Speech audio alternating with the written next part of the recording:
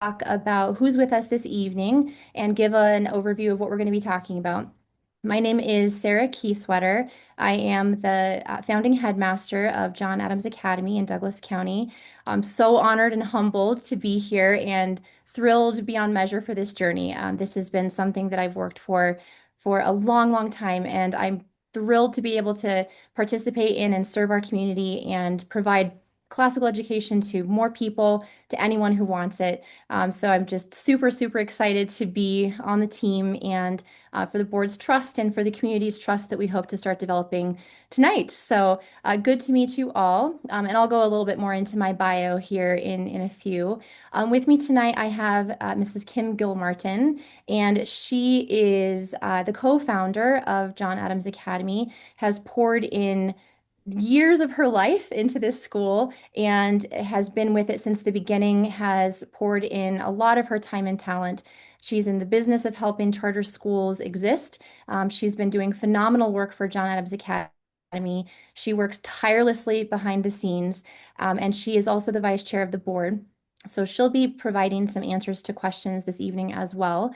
So the way that this will work tonight is I will give about a half-hour presentation. We'll go through some slides that I have prepared. And I'm hoping to just more share my story of classical education and what I see for the future of John Adams Academy. And then after that, we'll take some questions. I'll try to fill in as much as I can about the progress of the school and calendar and all of those things closer to the end with some more practical points.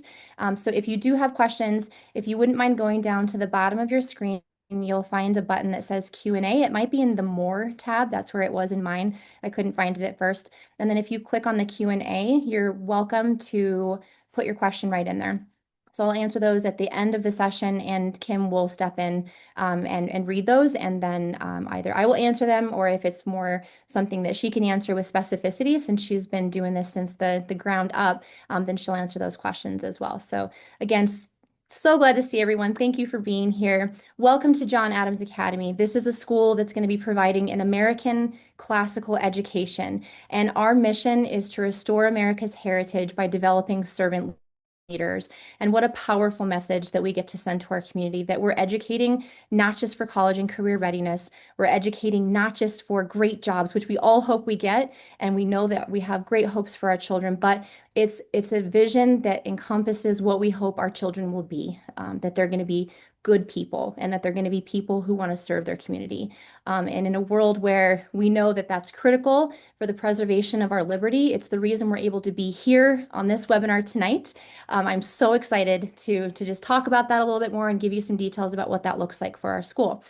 So this is an artist rendition. This is the design that the school is being built with. So this is a drawing right now. If you've driven past the construction site, you will have seen some scaffolding. There are some big metal poles. So there's a lot going on. They've been doing ground moving. They're starting to lay the foundation.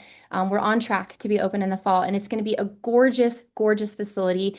We have 26 acres of land, so we have plenty of opportunity for expansion and growth and sports facilities and fields. So we're very lucky to be where we are. It's in gorgeous Sterling Ranch. Up on a hill, we have a great view of the mountains. So you're in a wonderful community and in a great school. So I'm super excited just about the facade and the architecture itself. A lot of planning and thought went into that. So let's go ahead and go to the next slide, and I'll just give a little bit of background about myself. So this is my family, and we are the Kiesewetters. My husband is from California, but he's been here long enough that I allow him to call himself a native now. We have 5 kids, and all of them have gone through a classical education except the youngest one, who will be joining us at John Adams Academy in a couple of years here. And I want to talk about their journey too, as well as mine. And there's one kid in particular to my right, as you're looking at the screen. He is someone I just want to come back to at the end to kind of shore up who classical education is for and what it can do. And I did ask him permission to talk about him, and he begrudgingly gave me his assent. So I do want to come back to him. I have a daughter who is now in college going through speech pathology courses. She's going to be graduating after 2 years of college with her bachelor's and going into her master's program. My son is down at Fort Lewis. He is a runner and he is on the cross country team and runs for his college and is doing well there. And then my other three are still school age. So I have a high school student, a freshman, and then I have a sixth grader, and then I have a little guy. And like I said, he'll be joining us in the fall. My husband and I are both public servants. We have been in the industry of police work and education for 20 years. And so we are just so excited to be a part of a community and part of a school that espouses that mission, that we are developing servant leaders, that our children are the best versions of themselves when they are contributing to their communities and loving people and helping people and caring for people. And so I'd like to talk specifically about how classical education and the classical tradition really leans into that and how John Adams Academy takes it so seriously that our 10 core virtues are wrapped up into every single thing we do throughout the course of the day. So I was born and raised in Colorado. I went to a classical high school before classical was even really known by the world for the most part. It was a tiny little school that was trying to keep the classics alive, just like those poor monks in the medieval ages who were using their handwritten quills to keep the texts alive. So that was, I like to call myself that level of scholar. I attended a classical college as well. I was able to go through a great books program where I read everything from Ptolemy, the astronomer, to Plato, to Alexis de Tocqueville. So all of the great thinkers that have shaped the West and the Western civilization that we get to experience. And I have to say, from a personal standpoint, it really did save me. There were periods where in my own life, what's my purpose? What am I doing here? Um, how do I see myself in relation to the world and to the universe and all of these things? And there was an author named Blaise Pascal, and you may have heard of his text called The Great Wager. He has a book of collections of thoughts, and one of them is The Great Wager. And if you haven't read it, I highly recommend it. And it really shifted my thinking on why it matters to think about things from a different perspective, or maybe realize that we're a part of something much bigger than ourselves, that our own identity is really at its fullest when we see our connection to our past, to our future, and to the great thoughts that we get to wrestle with when we engage with the classical texts. So I graduated. I had children in quick succession and was in the homeschool world and helped with some Latin classes and things. Stayed home with my kids for about 10 years. And when my daughter actually was in a charter school, I started substitute teaching and looking at what she was getting and just looking at how much time she was spending on screens and the kinds of texts that they were reading in class. The classical part of me and the student in me that grew so much and was formed so thoughtfully because I got access to these texts just started to really bristle. And we got lucky enough that there was a classical charter school opening close enough to us that we could get there. So we moved over.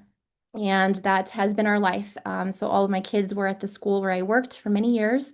I was able to teach in the classroom for many years, from kindergarten level all the way up to advising seniors on their senior theses, which was great. So a wide gamut of educational experience there, and then got into administration about 4 years ago as I started working with teachers and coaching and giving curriculum instruction and things. I realized that I had a passion for that. And as well as I do, that the number one most important factor in a student's education is a high quality teacher. It's what happens in that classroom between the teacher and the students that really shapes the culture of the school, of the classroom. And so I got into that. I knew that I hoped one day that I would be able to get into school leadership. And so here I am, and I'm just so excited that the journey has brought me here. So I have a lot of personal stories about that, but I'll keep it there for now.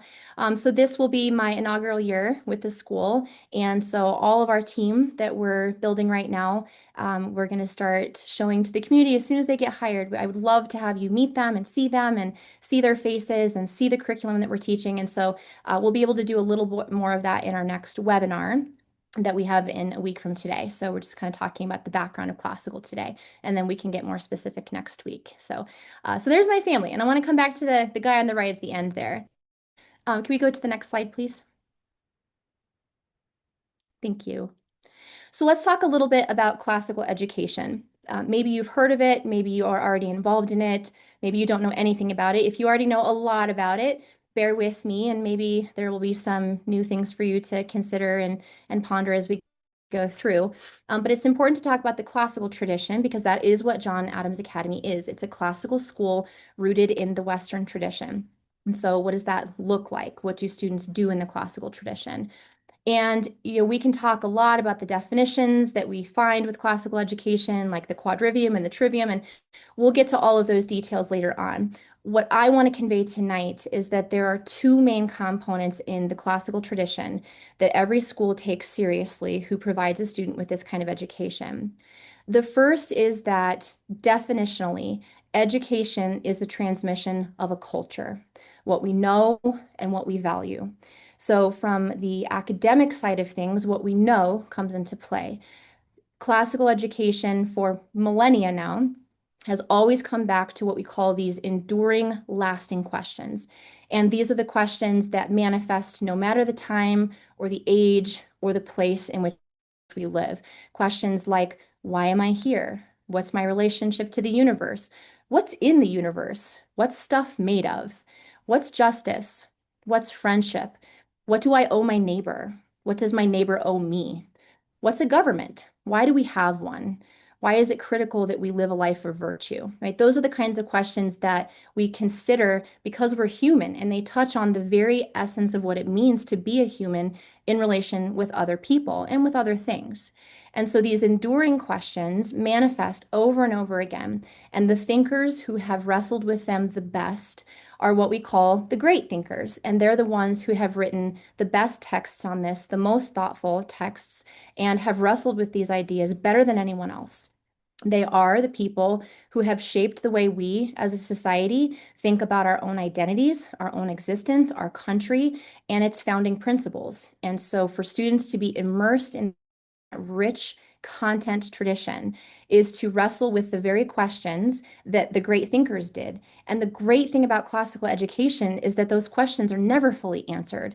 And so every generation of students who gets to explore them and read the great thinkers and engage in these great conversations, they get to carry on this tradition. So it's a tradition in the sense that the same things get talked about, but it's new in that every new conversation that a teacher gets to participate in with their students, that means new ideas are coming out of that. And there's this development and this rich human flourishing that comes out of the ability to be able to talk with one another about really difficult things. And so the classical tradition really emphasizes this, that we read hard things, not because we think reading hard books is just good for you, it is, but it's good for you because you become a better thinker and you become a better person and you become more able to engage meaningfully in the world and with people around you. You have knowledge and you have the ability to speak with others thoughtfully and eloquently and sometimes passionately about the ideas that you generate based on evidence that you pull from the text. And your own reasoning is elevated to that level of dignity that we believe every student has the right to be able to do. And that's something about classical education that's fundamental here. That is, that we believe that every student should have the right to ask really tough questions and have a way to find the answers, or at least explore them. Every student has the right to be able to read a book that wrestles with questions that people have been thinking about for millennia, right? So that's just the beauty of it, that there's an oldness and a newness. And so when we talk about restoring America's heritage, I do want to point out there that every new generation of children needs to be restored, that we're not born with knowledge. And so this ability to immerse in the classics and wrestle with really difficult things is part of the human experience. That's the academic side of things. The other core component of the classical tradition is that there are virtues that we have to live out in order to be happy, that happiness rests on the ability to make good choices and to use the knowledge that you're gaining in the classroom and in all of your experiences out on the playground and in supports and with your teachers and with the faculty, that none of that matters if you're not doing some good with it. If you're not gifting with the gifts that you've been gifted, I like to say, then there's no virtue. And so it just dies with that person. And so in the classical tradition, this notion that there are virtues that work alongside the acquisition of knowledge is again fundamentally human. And I like to talk about this, especially when we talk about why classical schools are so great, because we don't rely on screens to teach our students. And one of the big reasons for that is because you can't teach empathy and you can't teach love and you can't teach humility or compassion when you're interfacing with someone that doesn't have that. And so this tradition of rich engagement and of conversation really relies on this education in the principles of virtue so that we can take what we know and make good choices with that knowledge and then engage meaningfully in a world that is better, right? That we can do better things when we know better things. And so classical education teaches that truth matters. It matters because something has to be objectively knowable. And if the truth isn't objectively knowable, why would we be passionate about it? Why would we want to share it? We believe that human interaction is at the heart of learning, that there's something powerful, that the whole is greater than the sum of its parts when you have students who are reading the same shared text and they're generating ideas and sometimes arguing passionately about it, but they're learning to do it with empathy and with a sense of human connection. And finally, that we need teachers for that to happen. Teachers are the ones who spend the time really immersed in the classics, and they're the ones who model what we're talking about here because they serve in the classroom and they're hoping to pass on that culture and pass on that value of rigorous academics with the cultivation of a strong character. So when we look at the School of Athens, this kind of, our classes won't look like this, maybe they will sometimes, but we've got people talking, and there are some people disagreeing. Aristotle's pointing down to the ground, and Plato's pointing up. And there's a reason for that. They're arguing about something fundamental about the nature of what it means to be. And then there are other people who are engaging in these conversations. So this tradition goes all the way back to ancient Greece and Rome. So at John Adams Academy, we're not a passing fad. We're not something that's new and exciting. We're doing something that's been done for thousands of years. Abigail Adams wrote to her husband, and he wrote to her. He was overseas quite a bit during his career, and she was a reader, a great reader. And so I like this quote because I like to remind myself that when we think we know things, that's when we start to realize that we don't. And she says, "I read my eyes out and can't read half enough. The more one reads, the more one sees we have to read." And so I think that speaks to this kind of passion and power that our teachers bring into the classroom, and that's what they are hoping to do in the fall. Can we go to the next slide, please? Thank you so much.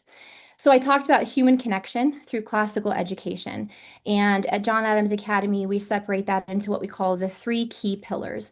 So for this to work, we have to not only have the teacher who is mentoring and walking alongside the scholar, but there is a sense of responsibility that at the end of the day, a teacher can't make a student learn. Only students do the learning. And so the lifelong journey of a scholar begins in the classroom.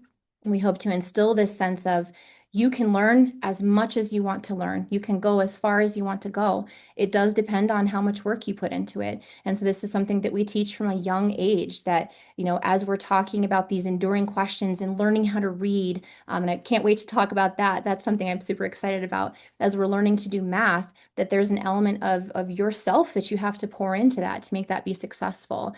So we really emphasize you're a scholar and you're a scholar as long as you want to be. And I, the mentor, I, the teacher, will come alongside you and pour into you and help you and support you. And we're going to do it together as a team. And so that's where you have that classical pedagogy with the mentors who work alongside students. Now, to be specific about that, in classical schools, there are a lot of what we call Socratic seminars.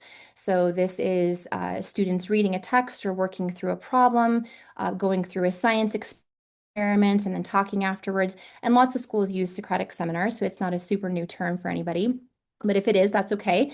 And during a Socratic seminar, the role of the teacher is less about sit and get what I'm teaching you and more about facilitating. So, for example, we might be reading Winnie the Pooh together in kindergarten, and the teacher might ask a question about friendship. The teacher might ask, why do you think Pooh's friend stayed by his side, even though he didn't deserve it, and even though he's the one who made the mistake and ate too much honey and got stuck in that hole? And then they start talking about it, and the teacher might see that the students are going off on some, different direction, or maybe, and that's fine. But the teacher says, well, let me read this page again. It says here, and then the teacher will read the page. So it's not, I'm going to tell you what to think. It's always, let's think about that. Or here's a question. Or I hear that. Let's explore this opportunity, or let's explore this evidence. And so the teacher really has a fundamental role of not telling students what to think. They facilitate the thinking process through questioning in the Socratic tradition so that students can collectively come to some kind of shared understanding. And I don't know if you've ever had that experience in school. If you think back, I'm sure you can find a time. Our memories of learning are attached to the emotions that we had when we learned that thing. So we remember certain key facts, we remember math problems, maybe we remember certain pieces of a book, mostly because there's an emotion or an experience tied with the learning of that thing. And I can't think of any greater gift than coming to a shared knowledge of something and we say, oh, we figured it out. Now we know. And then there's this deep emotional experience with the text. And that's something that you get when you have a shared connection. So again, just kind of speaking to the human element there of what we're doing in the classroom. What we hope is that our scholars go through and that they themselves pursue a life of service. And it might not be in education, it might not be in university, it might be in a variety of meaningful, purposeful jobs that contribute to a flourishing community. When we look at our students, we don't see pupils who are achieving test scores. We see future fathers and we see future mothers and friends and colleagues and hopefully future leaders of state. But in whatever capacity they decide to serve, that's what we see when we look at our students. And so our work isn't just about trying to make sure that they get the education that they need to pass the test or to pass the CMAS or to pass the SAT. All of those things are important milestones along the way. But we believe in a classical human connection that shapes future people. And that's what we're restoring every single day in our classrooms. Can you go to the next slide, please? Thank you. So John Adams says this, and this is on a lot of John Adams materials. You may have seen it on the website. He writes in a letter to his wife, so they wrote back and forth quite a bit, that children should be educated and instructed, in the principles of freedom. The reason we're able to be here this evening, the reason that we have John Adams Academy as a possibility for our community and for our students and for our future is because of the work that men like him poured into this country. The founding principles preserve that notion of liberty that it takes a lot of work to maintain. And that's something that I think all of us can appreciate, that our liberty and our freedom, it's a fragile thing. It's worth protecting and preserving. And one of the ways that we can do that is through knowledge and in civil discourse that's empathy driven and geared towards the common good. We don't think that there shouldn't be disagreements. In fact, in the classical world, disagreements are what make us thrive. Every idea ought to be held up to scrutiny. It ought to be examined. We ought to be able to find evidence to support a claim and then reason about that evidence. So we need disagreement, eh? And that's what helps us to continue to flourish, because when we're passionate about something and we argue about things, that's where we come to shared conclusions, right? It's important that we have that. But we really need to focus in on the fact that that virtue component is critical to that experience, that I'm not arguing with someone because I want to be right. Sometimes I really want to be right. I'll admit it. That's when I'm not being the best version of myself. And that's part of the learning process too. But if we're doing it according to the tradition, we're arguing or we're looking or we're debating or we're discoursing because we hope to arrive at some shared truth. We're not trying to win. We're not trying to be the leaders in this. We're trying to learn something together. And so there is a sense of humility that we start to learn when we engage in conversations where we're like, maybe I was wrong. I did make a mistake. I did make a mistake, or I didn't read that carefully enough. You're right. And then we learn through that. And the only way you learn to be humble is through many experiences of being humbled. So those are just some small examples there. But ultimately, our children need to be instructed in the principles of freedom because it's that very knowledge and that very love of why we're able to be here that makes us ready to preserve it and to defend it. And so when we talk about what we're doing in the classroom, our time with students is so precious, and some of you may have older children. I do. And, you think it's going to last forever, and then they're gone. And every single minute matters that we have with our students.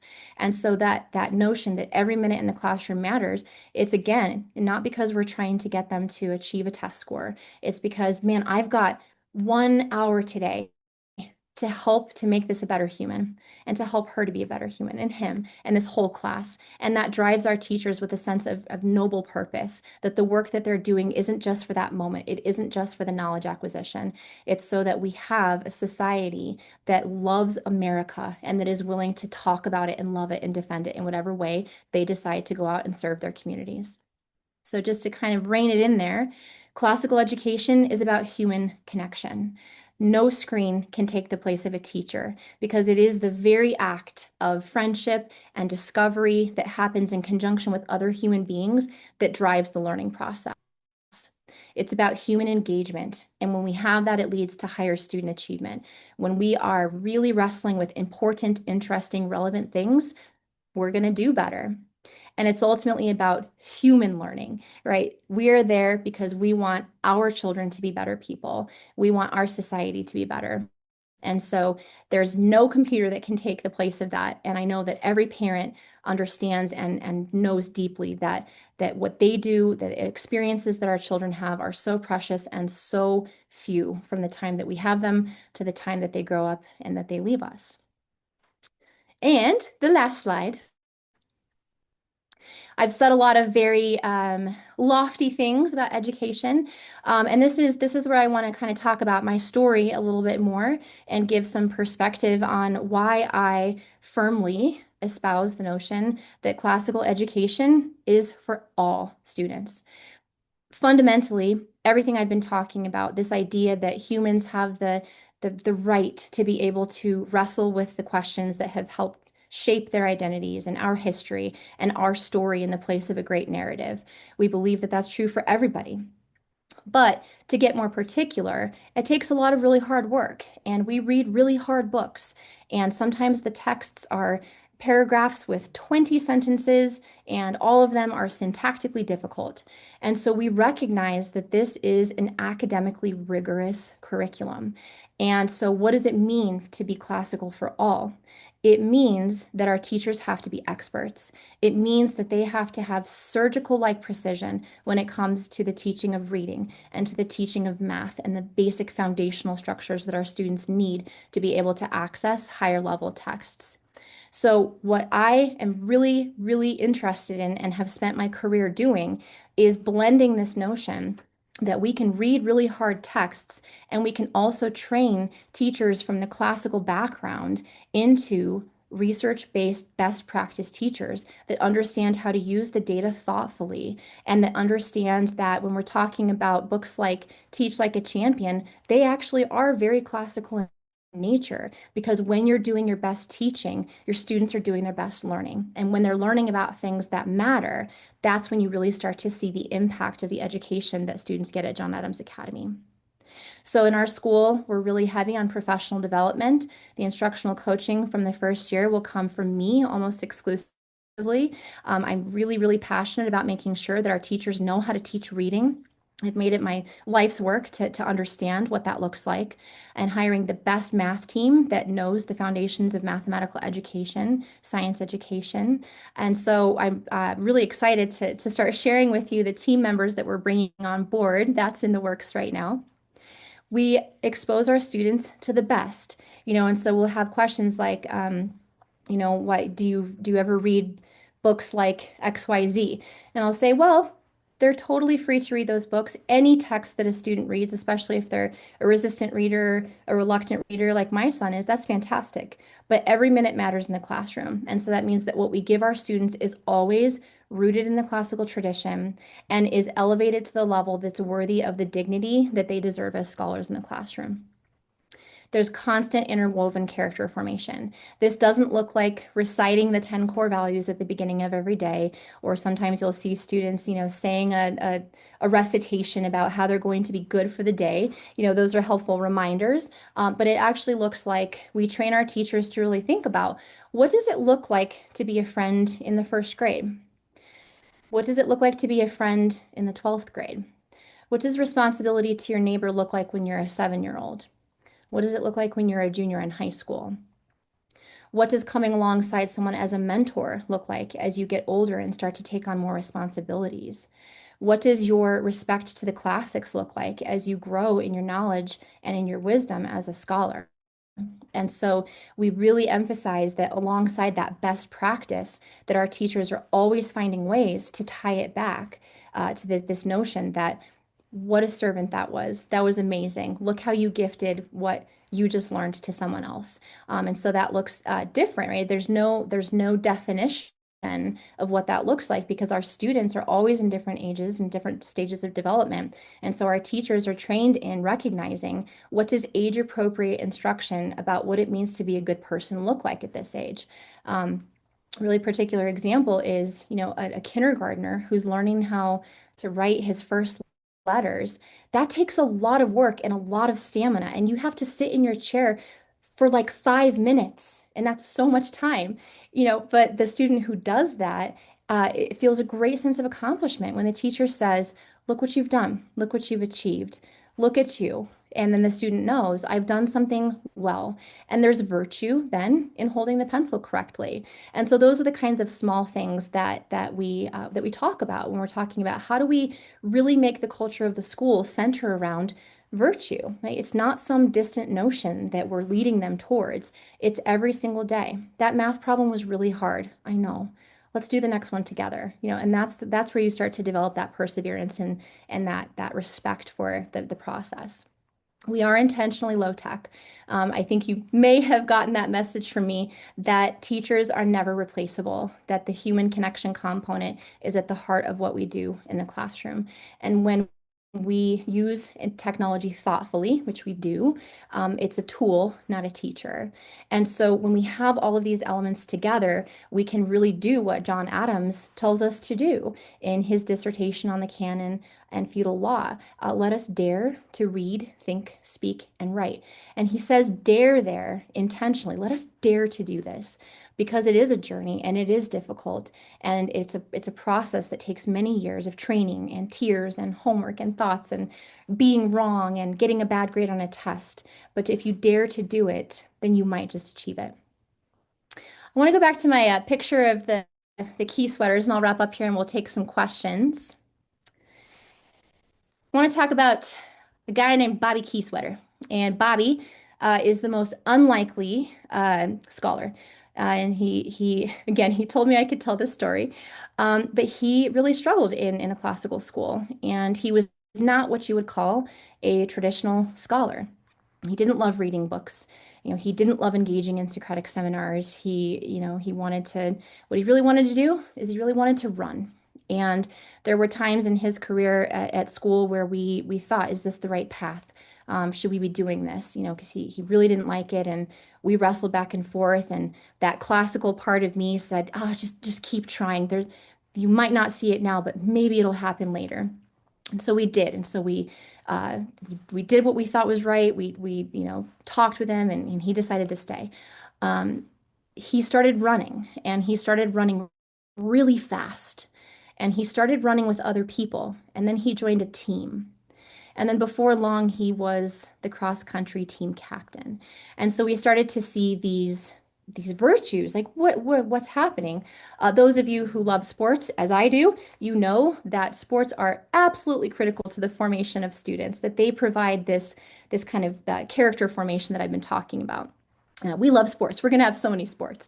And so we thought, man, well, it's the sports, right? It's this is the thing, if we can keep him going and keep him going well, then he can graduate and he'll do fine. And so we were happy with that he was gonna finish.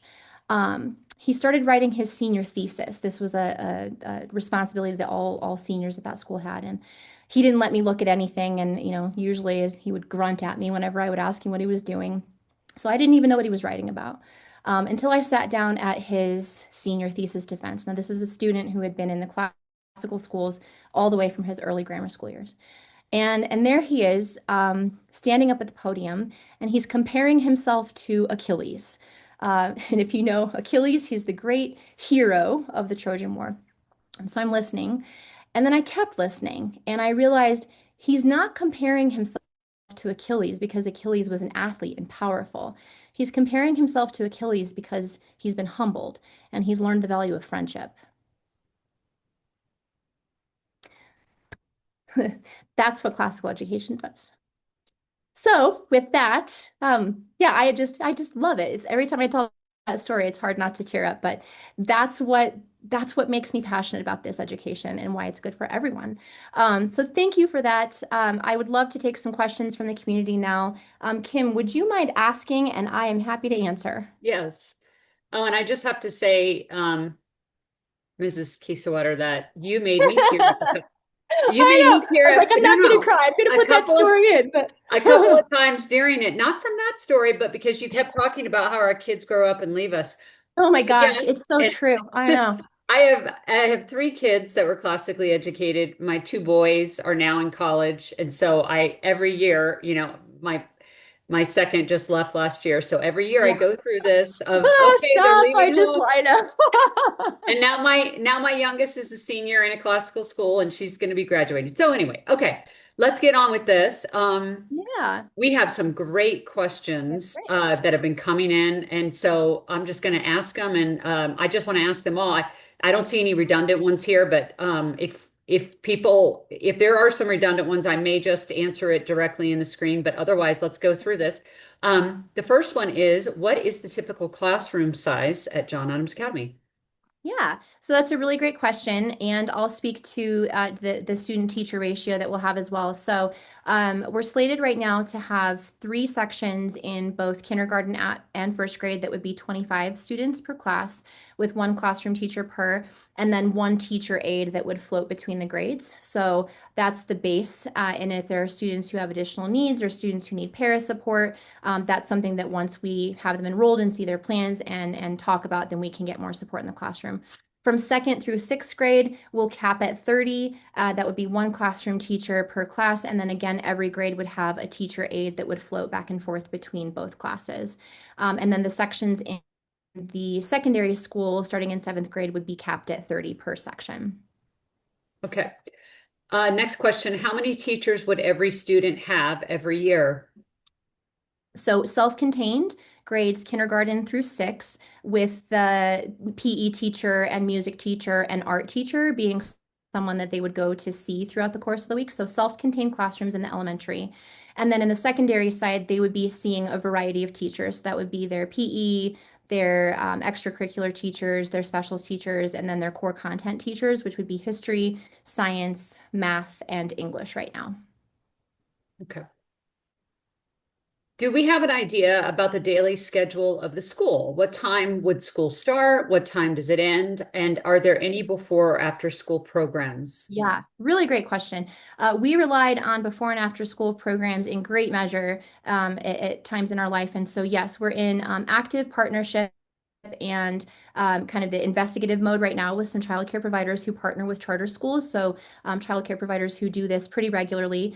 We've narrowed it down to about two or three, and we will have a better sense of which one we decide to go with based on talking with the board, what our budget is, how many we would have interest in. So that depends on kind of parent involvement too. But we are in active search mode right now to find before and after school care, because I know that that is a really important component of family life.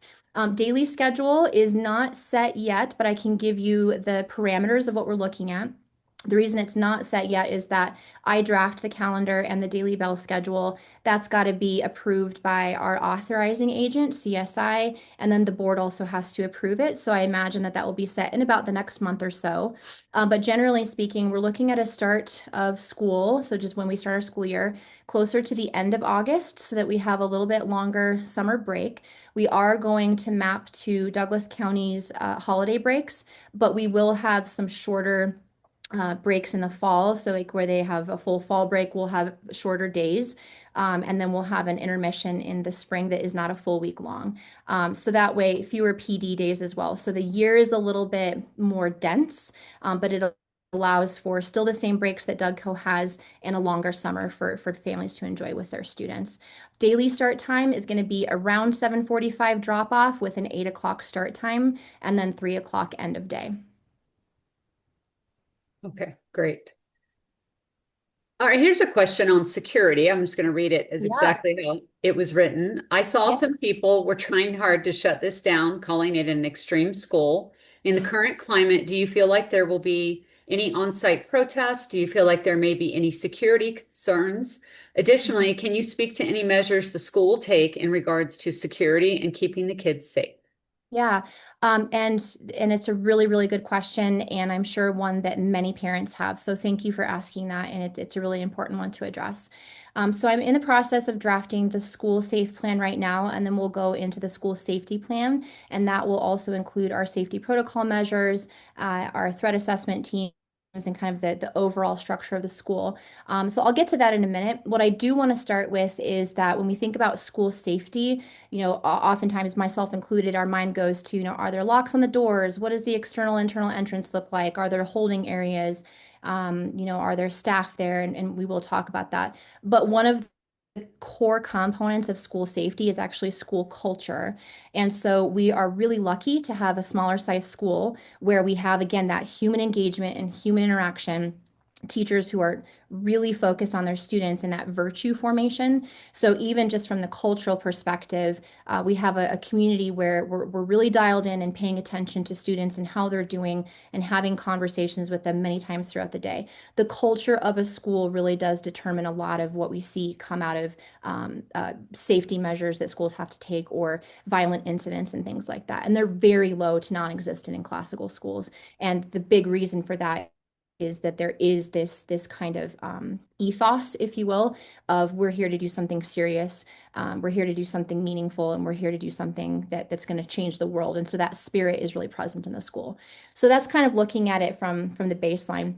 As part of our school safety plan, we do have plans for a school SRO. We're partnering with Douglas County right now to get one of them. Great that they're really emphasizing having SROs, and then all of the normal school safety features that you would see: external locks only with key fobs, entry through the front desk, a holding area where you have to sign in, get background checked, things like that. We train our staff really intentionally to go through courses like ALICE, which are crisis prevention trainings. So, what to do in the case of an emergency.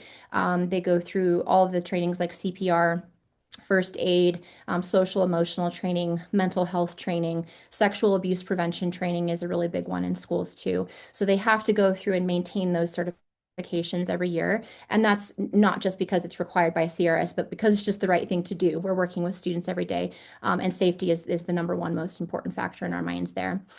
In terms of the school being called extreme, I would love to talk to them. I would love to engage in conversation and just have some questions. We are definitely a classical school, and that does mean that our curriculum is different. But that's exactly what charter schools are designed to do. And we really espouse a culture of parents being the authority in their students' education.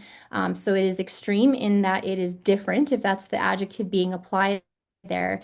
But it's an intentional model. This model has been used all over the country and for thousands of years, in fact, and has produced scholars that engage meaningfully with their world and those around them. And so I would love to talk to them. I'd love to sit down and just have coffee and talk that through. But in terms of protests and things like that, I don't see that being an issue. Our school is being built. The community is actually really excited about it. We have so many parents reaching out, saying, "How can I get involved? How can I volunteer?" And so I think that may have been part of the initial pushback, but I have not seen that since I've come on. I've seen a community that's really excited for the school. That's right. And that's more what you see when you want to start a charter school, because the people who don't want a charter school are going to try to stop it before it starts. But once we're past that point. So, and I've opened 5 classical charter schools in the state of Colorado, so I know what I'm talking about, and Yeah. I've seen it in Okay. every A one. lot of But experience with this. Yeah. yeah, but And also, you've had so much interest by teachers, people that want to Yes. work there, which I'm Yeah. just amazed at how many applications have come in. Yeah, the interest has been incredible. Some extreme talent coming into the school. Yeah, I can't wait to reveal our team. Yeah. It's going to be exciting. Okay, Yeah. the next question. I'm concerned about the ongoing trend of reduced physical education time in schools, as research shows it plays a vital role in students' physical health, mental well-being, and even academic performance. Do you have a specific plan for physical education for John Adams Academy? Yes, it's a really great question. I have many boys, so I resonate with that sentiment quite a bit. And yes, so students in elementary school have PE every single day, in addition to several recesses per day, a morning one, a lunch one, and then an afternoon one. So there's lots of physical activity throughout the day. And the reasoning behind that is that, when we're in class, we're doing hard work. That's what we're there for. But we know that they need time to play and to get out and to run around. We also really know that physical education is just an important component of student development, learning how to grow in resistance training and run faster and do more pull-ups is actually good for formation in all aspects. So we do have pretty rigorous PE programs in place. We have some people really excited to join the team who are building out those programs in alignment with Colorado academic standards. In the middle school, those courses become electives, and we're still working through what that looks like. So, as they get older, we like to offer students the choice of classes that they would like to take. And in that, we'll have a traditional PE, weightlifting class, outdoor ed, just kind of meaning like running track if we have scholars who are really orienting towards that. So, it'll look a little bit different in the secondary school, but there's more choice in their agency of deciding what courses they want to take throughout the school day. Great. All right. This next question is, I mean, I think you covered it a little bit, but I understand what the question is, what she's getting at here. One is it says how is classical education different from traditional education? Is it going to be so different for the students who are already in the traditional education system? So I think the question is, how were they going to adjust and adapt? And if they're Yeah. coming in, especially maybe in the later years. Yeah, yeah. So if they've attended a traditional school, it's likely that they have experienced a lot of the same content, especially in the elementary school. So when we're looking at what they're actually reading, what they're writing about, the kinds of curriculum that they're using in the classrooms, it's likely that there's a lot of crossover there. The classical differentiation part there is that there might be more literature or classical children's literature that you'll see in a classical school. You might have it in traditional school more, but classical schools tend to emphasize that a lot more. And again, that's kind of tying back to the development of moral imagination and virtue formation. So they might have a little bit more reading than they're used to from the traditional school, but there is a lot of crossover that I've seen between the curriculum, especially in the elementary grades. In the secondary grades, if they've attended a traditional school, they're going to be seeing a lot more like moral and political philosophy texts as they get higher up in their, junior, senior years. More philosophy like Plato, Aristotle, which might not be required in a traditional school. And a lot of times, traditional and classical mean kind of that back to basics teaching. So there are a lot of similarities there. But the curriculum really starts to look different when you're in a classical secondary school or high school. But there's quite a bit of crossover in the elementary grades. Okay, thank you. Mhm. This question, should those who applied during the first round of open enrollment have heard back after the January 12th lottery date? Yes. Yes, yes. And if you haven't, please reach out to info@jaa.dougco. We're trying to keep up with all of the applications right now. So if please reach out to us. We've got someone who's really working hard, and the team that we're working with to get applications put into the system. So there may be a little bit of a backlog there. But if you haven't heard and you did apply, please reach out. I would love to connect with you and make sure that we get you taken care of. Yeah, and just make sure you identify, yourself and your child's name and grade, and Yeah. you should have received that. But some things may have gone into spam because it's an automated system, so that we definitely want to check in that. All right. Yeah. Yeah. So thank you for letting me know. Yes. Okay, next question. What is your vision for team sports at John Adams Academy? Do you see basketball and volleyball being available in 5 years? All the sports. We are really excited for our construction number one and the amount of space that we have on our facility to build out fields, and the gym's going to be amazing.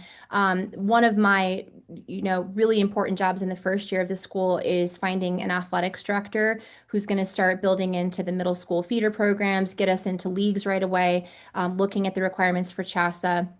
So basketball and volleyball would be just two of the many that we will definitely have at John Adams. And just to be very clear, we know that in classical high schools that students sometimes go to other schools because of the sports offerings, and not that sports are the end all be all, but I take it really seriously. I shared my own story about how impactful it was in my own family's life.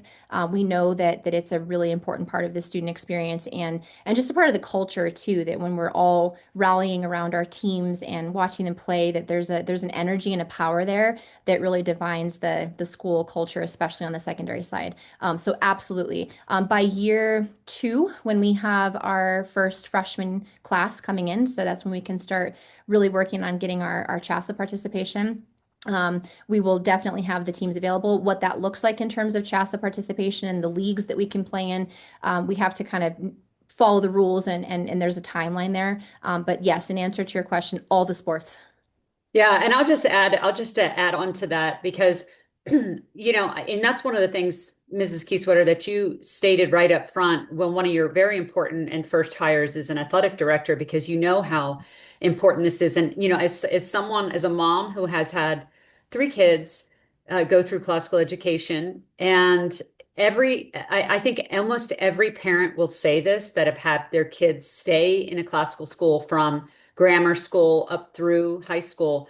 We always go through the pull of the student, at least I did, of my child wanting to leave, wanting to go to that big high school, thinking that that was what was best. And sometimes it's for sports. And I did have them stay because I knew that this was best for them.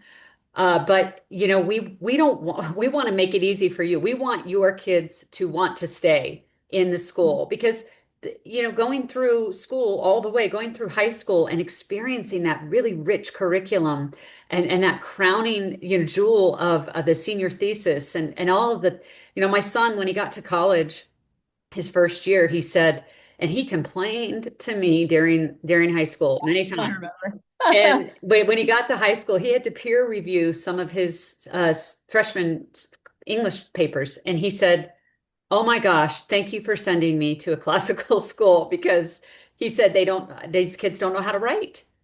But so, anyway, we are excited about the sports. And the last thing I'll just add there is that we have 26 acres of land. It's I've never had a school have this much land.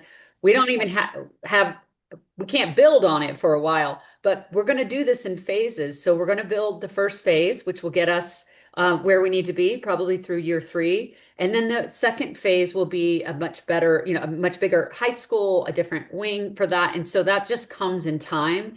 And then being able to use all of that space eventually, which I know would be in your grand plan, Mrs. Kiesewetter, to make the Yep. best use of that. Yep. Okay. Next question. What social emotional support, for example, school counselors, et cetera, will be offered to the students? Yeah, that's a really good question, and super prevalent in today's world too.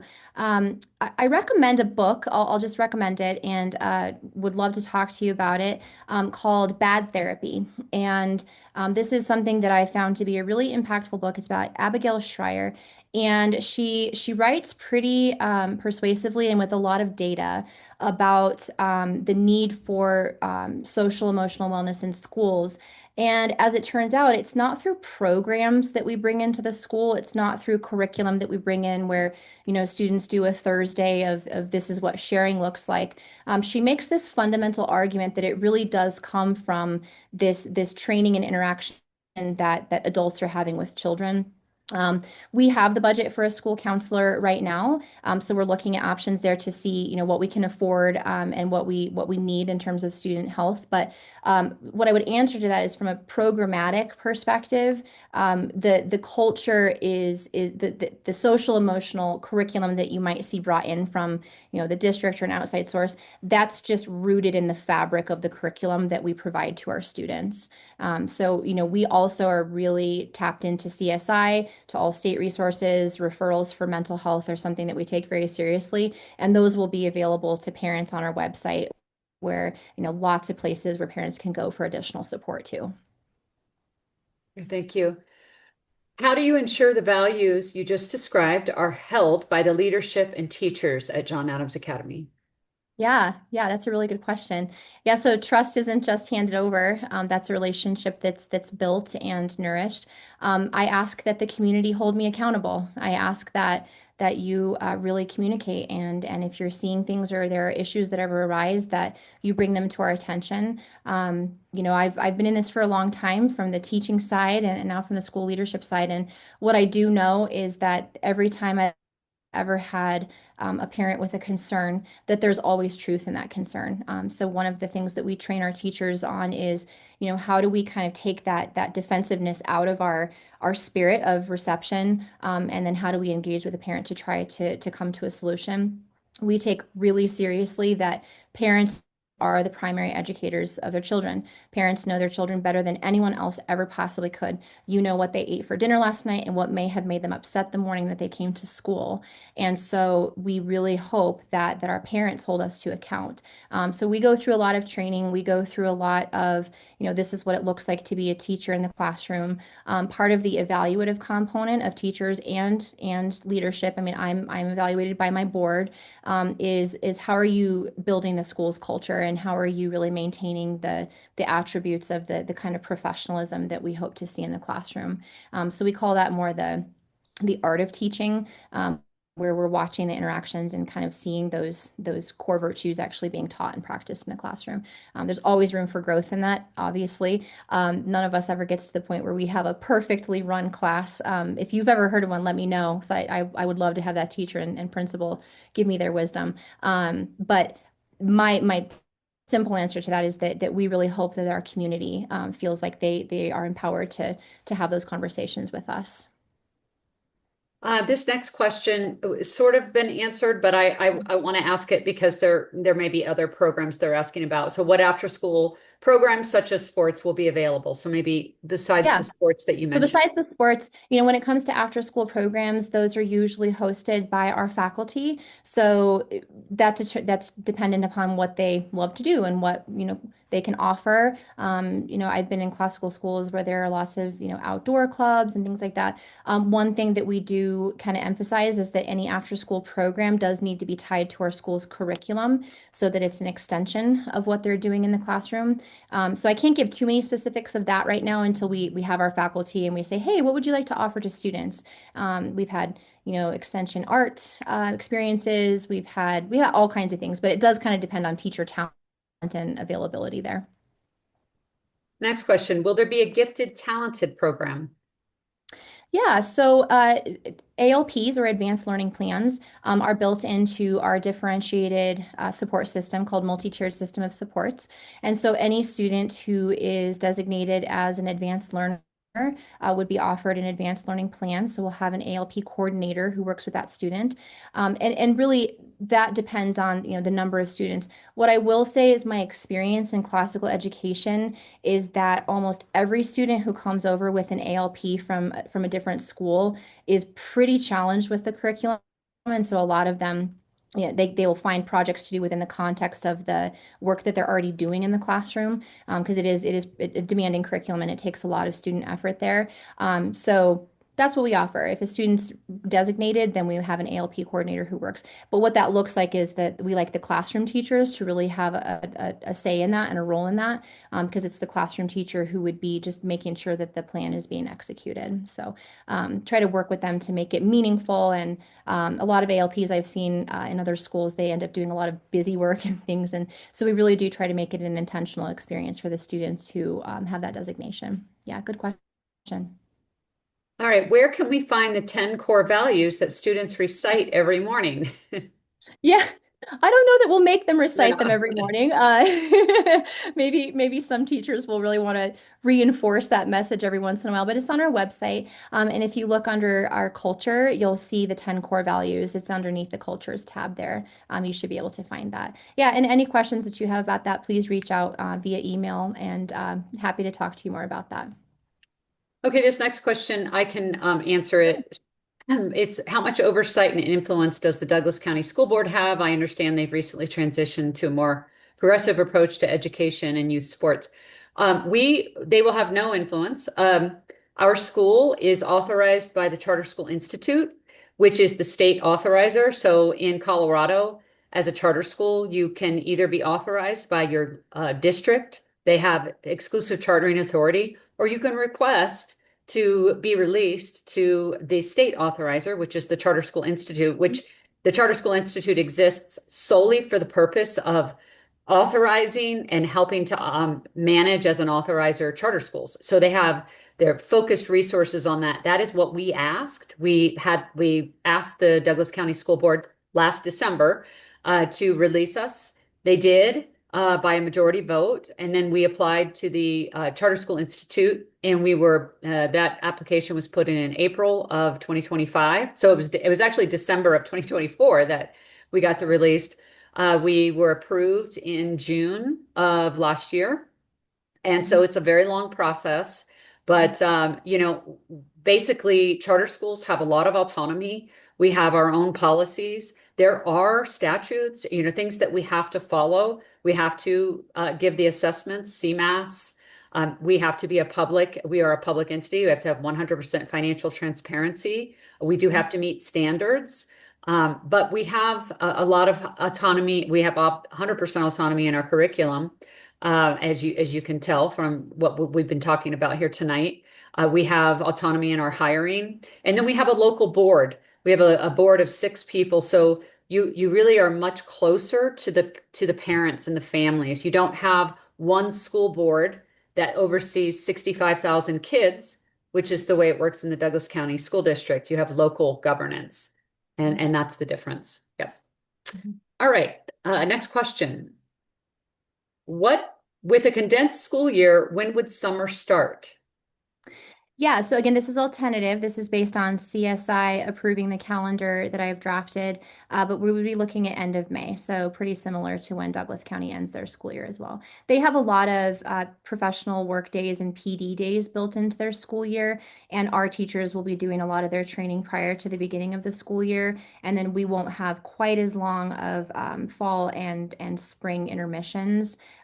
So that's how we're able to do that. We do have to have minimum instructional days in order to be compliant with state regulations. So we have to make sure that we're hitting the number of instructional days in minutes.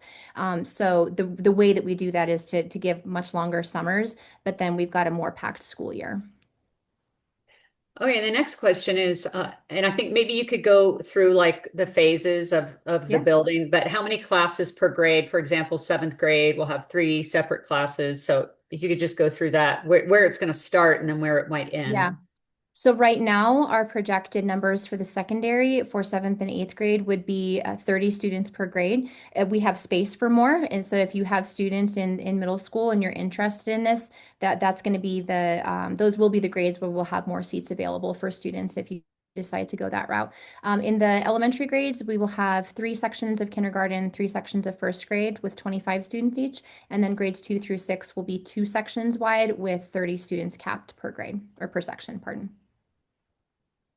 Great. Okay. When do kids start to learn foreign languages? Yeah, really good question. In elementary school, with Greek and Latin roots, so they learn a lot of the cognates that are found in the what we call the Romance languages. They get to start taking elective courses. This is my hope, and if we have enough students who are interested in those electives, is what they would be at the secondary level. As early as middle school. And then they would have to start taking their language courses in high school to meet graduation requirements. But most classical schools start Latin in the middle school grades. So yeah, so middle school. And then can you talk a little bit about this? Actually, isn't a question, but it's a Sure. question that I know that people probably have. Can you talk a little bit about the um, electives that you're thinking would eventually be available? I know it might be more limited to start, but Yeah, what yeah. your vision is there?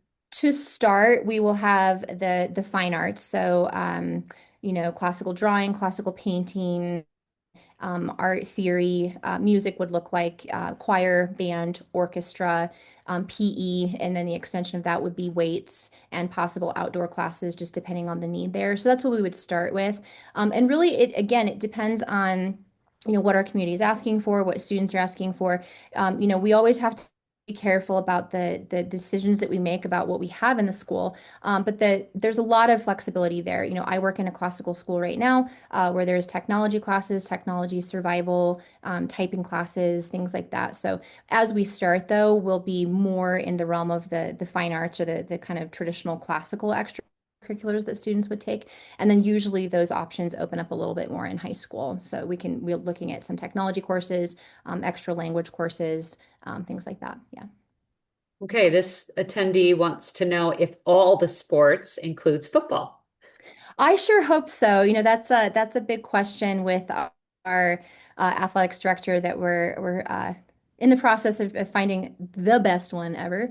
And if we can, we will. A lot of that depends on our school's budget. Football is an expensive sport to host. It depends on how much it's going to cost to build the fields, but I would love to see that. Yeah. Okay, when do you plan to have the high school open?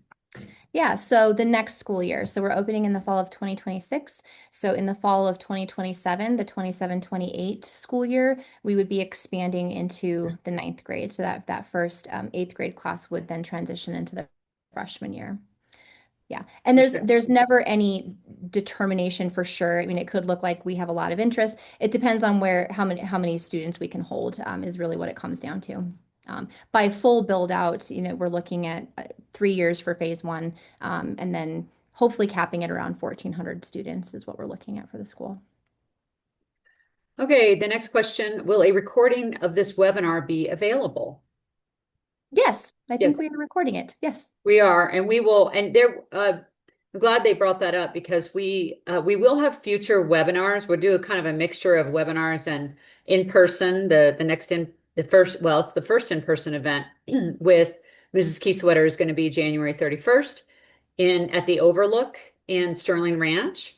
And we would love people to come for that. But if you could share this webinar with others, and since it's the first one we've done with her, and also share, go to our Facebook page. If you're not on Facebook, make sure that you're getting our emails because we're going to send that out as to when the next webinar will be, and then hopefully more people will come. So yeah, thanks for asking that. All right, the next question. Can you share any information about school uniforms?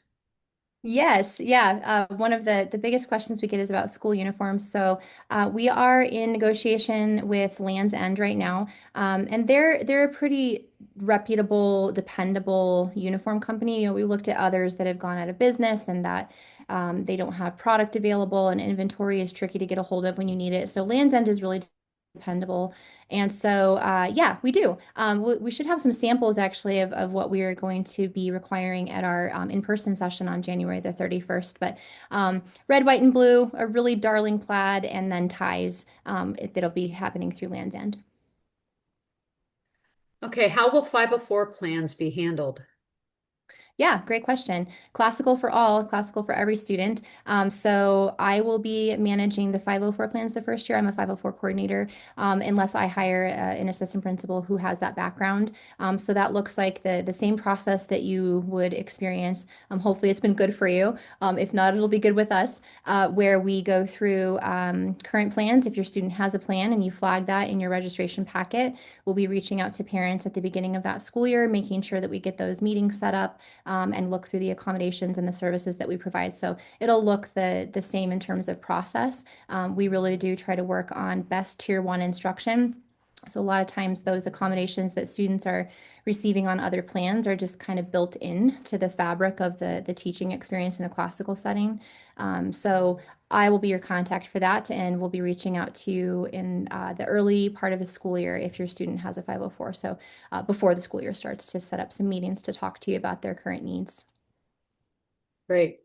Next question, will there be an ESL program Yeah. available? So yeah, multilingual learners are, we really welcome every student to come through our doors. And so if your student is designated as a multilingual learner, every school has to have a designated ESL teacher that would provide services if a student meets the metric for needing services. So we have to have that as part of our requirements to be a charter school. And we're happy to have that anyway. So yes.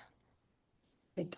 And a question about homework. They'd just like to Yeah. know what it will look like, I guess, for grammar Yeah. and Yeah. I'll be really transparent with the community here. I don't love homework. That said, homework's important. There's a lot of research on this, and I land in the category of every minute in the classroom matters. And so, if we have exceptional teachers who are using their time wisely and well, we shouldn't be seeing a ton of homework. Now, that said, as students advance through their high school careers, they may have additional readings to prepare for a seminar the next day. They may have additional readings to prepare for class discussion or have some additional math homework if they're in an advanced math class. In the elementary school, it's really minimal. It might look like reading with your child every night for 20 minutes because we know that that's really great for brain development anyway. It might look like a math fact sheet that they take home, but I am pretty intentional about homework not overtaking our families' lives. They work really, really hard during the school day, and the worst thing is getting home and then having to open up your books. I know I don't like to do that. I know our students are tired and want to play and play sports. So my personal philosophy on that is we don't have no homework, but our policy will be pretty minimal, especially in the elementary grades. okay, thank you. Yeah. And the last question I see here is asking about how many students we currently have enrolled, which is an ever-changing. Yeah, Yeah. yeah, I haven't seen the numbers as of today. We keep getting more and more registration packets, so I can't give you exact numbers right now, but we're on track to meet our projected numbers.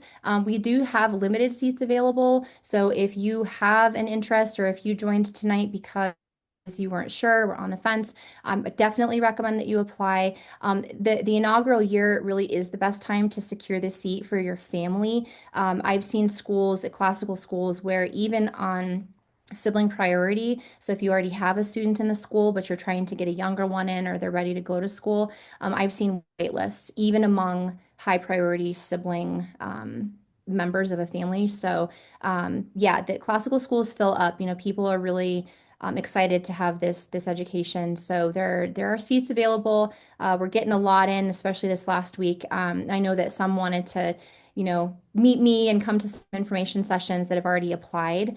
So if you're in that boat too, I urge you to, yeah, reach out. And if there's any questions that you have or you want to have a phone call, I'll be down in the area quite a bit. So I'll let you all know and post when I'm down at in the neighborhood particularly. We're looking in the process of moving right now. So I'll be there And shortly. we'll be doing more in-person events Yeah. as well, where you'll come down here and but I will say, just to add on to that, you mentioned this, it is very hard to get into a classical school after the first year. It's sort of a thing where parents are kind of waiting. They say, I'm going to wait and see, and just I'll go to the second year. Let's just make sure everything's fine.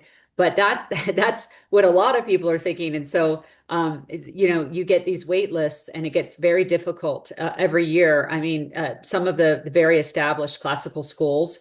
I'll tell people, like, where Mike, I was one of the schools I helped to start was Golden View Classical Academy in Jeffco.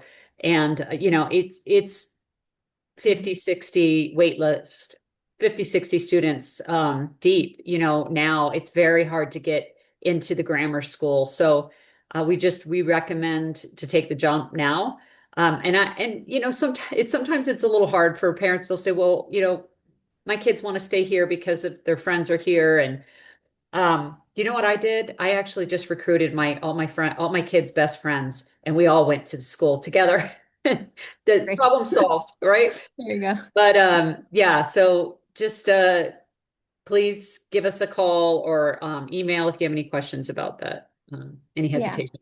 Okay, there is yeah. another question that came in. Are there Uh-huh. any celebrations in class for holidays, Valentine's, Christmas, etc.? And what about birthdays? Yeah, that's a really great question. So we are a public school, and so we recognize that there are diverse cultures and backgrounds coming into our school. We usually do things that are rooted to the curriculum that would be around the same season.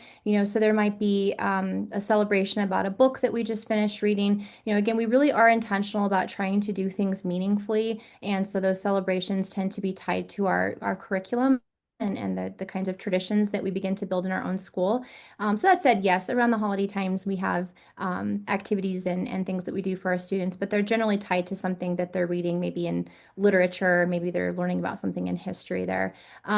Birthdays, we have a lot of students with allergies, so we celebrate students' birthdays, but we're working on our policy about what that looks like for bringing in outside food, just because it can be pretty tricky if you have someone who has an allergy that's exposed to food.